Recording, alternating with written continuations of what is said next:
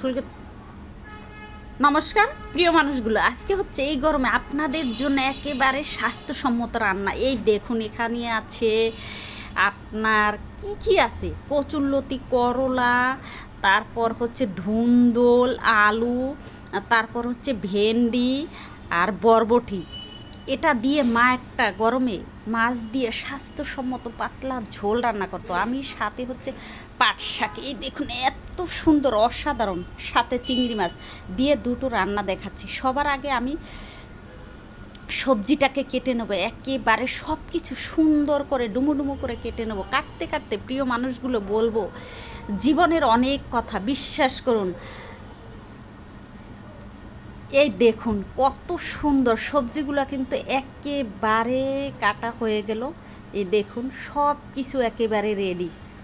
প্রিয় মানুষগুলো, যার ঘর যার বাড়ি তাকেই কিছু কিছু মানুষ আছে অতিথি হিসেবে বেড়াতে যেতে বলে, বুঝতে পারছেন? এটা কিন্তু অনেক কষ্টের কথা। পাট শাকগুলোকে একেবারে সুন্দর করে বেছে নিয়েছি। এখন হচ্ছে রুই মাছটাকে কেটে নেব, সাথে চিংড়ি মাছটাকেও বেছে নেব। চিংড়ি মাছ দিয়ে হচ্ছে পাট শাকের পাতলা পাতলা ঝোল, আর এই রুই মাছ দিয়ে হচ্ছে আপনার সবজিটা, পাঁচমিশালি সবজিটা রান্না করব। গরমে হচ্ছে এটা আমার মায়ের হাতের প্রিয় সবজি এবং খেতে অসাধারণ। সত্যি বলছি প্রিয় মানুষগুলো, এভাবে রান্না করে খাবেন। সমস্ত মাছগুলো কাটা হয়ে গেলে এই দেখুন, এখন হচ্ছে ধোয়া মোছার পালা। সব কিছু ধুয়ে নেব, ধুয়ে একেবারে পরিষ্কার করে সব কিছু রেডি করে নিয়ে শুরু করব রান্না। সবার আগে মাছটাকে লবণ হলুদ দিয়ে মেখে কড়াই অলরেডি চুলাতে বসিয়েছি। কড়াই গরম হয়ে গেছে, দিয়ে দেবো মাছটার অয়েল। মাছটাকে একেবারে সুন্দর করে ভেজে নিতে হবে, একেবারে লাল মুচমুচে করে, তাহলে রান্নাটা দারুণ। এই দেখুন হয়ে গেছে ভাজা, তুলে নেব। এখন হচ্ছে এই তেলে দিয়ে দেবো ফোড়ন। আর সবার আগে আমি একটু রাঁধুনি বাটা দেবো, তো রাঁধুনিটাকে সুন্দর করে ভেজে নিয়েছি। এই দেখুন ভেজে তুলে নিয়েছি, এটাকে বেটে দিব। তেল দিয়েছি আর রাঁধুনি বাগারের মধ্যেই আমি করলাটা ভেজে নেব। এই দেখুন সুন্দর করে করলাটাকে ভেজে নিতে হবে, সব কিছু মিলিয়ে সবজিটাকে ভাজতে হবে। এরপর হচ্ছে বেগুনটা, তারপর ভেন্ডি, ধুন্দুল একসাথে ভেজে নেব একটু সামান্য লবণ দিয়ে। দেখুন ভাজা হয়ে গেছে, একেবারে সুন্দর লাল লাল করে ভাজা হয়ে গেছে, তুলে নেব। তো এখন হচ্ছে রান্নার পালা। আলুটাকেও আমি ভেজে নিয়েছি। প্রিয় মানুষগুলো, একটু লাল লাল করে ভেজে নিলে আসলে সব রান্না একটু স্বাদটা সুন্দর হয়।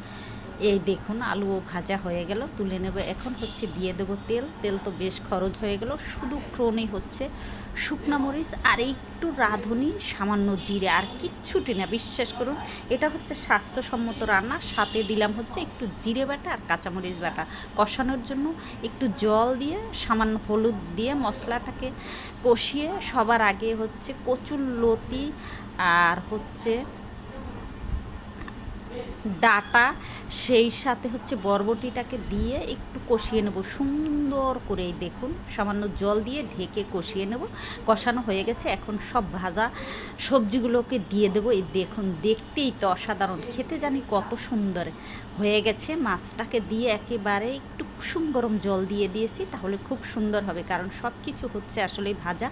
এই দেখুন একেবারে রেডি। এখন হচ্ছে শুধু সেই রাঁধুনি বাটাটা দিয়ে দেবো। এত সুন্দর ঘ্রাণ, ফ্লেভার অসাধারণ। তো দেখুন কালারখানা কত সুন্দর হয়ে গেছে। এখন আরেকটা রান্না আমি হচ্ছে চিংড়ি মাছ লবণ হলুদ দিয়ে ভেজে নেবো, আর কিচ্ছুটি করতে হবে না। এর মধ্যে হচ্ছে কাঁচামরিচ দিয়ে দেবো এবং এর মধ্যেই জল ঢেলে দেবো। এটা হচ্ছে স্বাস্থ্যসম্মত রান্না, তেমন কিছু নেই। দেখুন স্বাদ মতো লবণ দিয়ে দিলাম, এখন হচ্ছে হলুদ দিয়ে দিলাম।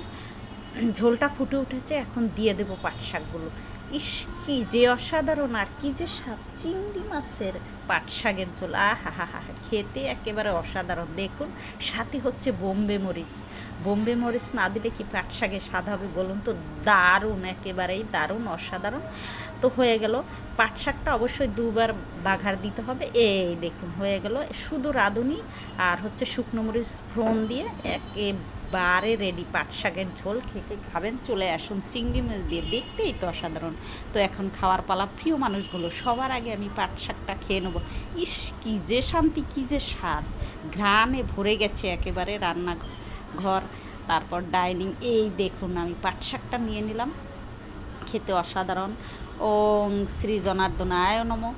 খেয়ে ফেললাম, অসাধারণ স্বাদ। দেখুন মন চায় সবটা খেয়ে ফেলি, কিন্তু এখন ডিউটিতে যাব, সেই সময় নেই। আরতদার চিংড়ি মাছগুলো আমি একটা খেয়ে ফেললাম, এখন হচ্ছে সেই সবজি খাওয়ার পালা। হা হা হা, এমন সুন্দর রাঁধুনির ঘ্রাণ, অসাধারণ। তো দেখুন খেতে যা লাগছে না, এটা আমার মায়ের হাতের স্বাদ এবং মায়ের হাতের ফ্লেভার, মনে হচ্ছে দারুণ খেতে। তো প্রিয় মানুষগুলো, গরমে সবাই স্বাস্থ্যকর খাবার খাবেন, পর্যাপ্ত পরিমাণে পানি পান করবেন। সবাই ভালো থাকবেন, সবাইকে নমস্কার।